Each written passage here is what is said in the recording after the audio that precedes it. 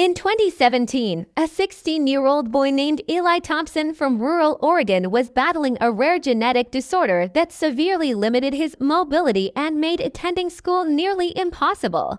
Diagnosed with Wolfram Syndrome, a condition that affects the nervous system, vision, and insulin production, Eli faced a future filled with medical appointments, isolation, and the slow erosion of independence. His parents did everything they could, driving him to specialists, homeschooling him, and connecting with support groups, but the emotional toll was immense. Eli missed friends, missed classrooms, missed the simple joy of being seen. He spent most days in a dimly lit bedroom, communicating with the outside world through a tablet and a slow internet connection. What he didn't know was that a quiet revolution was already underway, one that would eventually reach him. Through the Zuckerberg Initiative Z, a philanthropic organization founded by Mark Zuckerberg and his wife, Priscilla Chan, a major push was underway to fund research into rare diseases like Wolfram Syndrome. Unlike many large foundations that focus on widespread illnesses, Z made a deliberate choice to invest in conditions affecting only a few thousand people worldwide, not because they were profitable, but because they were overlooked. Zuckerberg personally reviewed the initiative's progress reports and was struck by the lack of funding and awareness surrounding rare genetic disorders. He didn't just approve budgets, he pushed for innovation, collaboration, and patient-centered research. Under his direction, Z began funding interdisciplinary teams, connecting geneticists, neurologists, and bioengineers across the US and Europe. But more than funding science, Zuckerberg believed in empowering patients. As part of a new digital outreach program, Z launched a secure online platform where families affected by rare diseases could share their stories, access expert advice, and connect with ongoing clinical trials.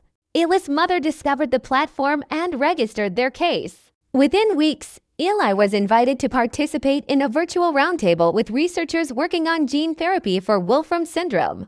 He wasn't just a patient. He was treated as a collaborator. His insights about daily challenges, symptoms, and emotional struggles helped shape the direction of the research.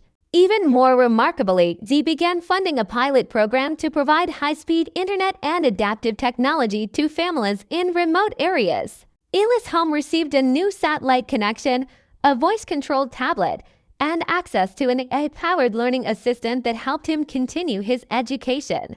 Over time, Eli transformed from a passive observer of his own life into an active participant. He started a blog about living with a rare disease, gave a TEDx-style talk through video conference, and even advised Z on how to improve patient engagement.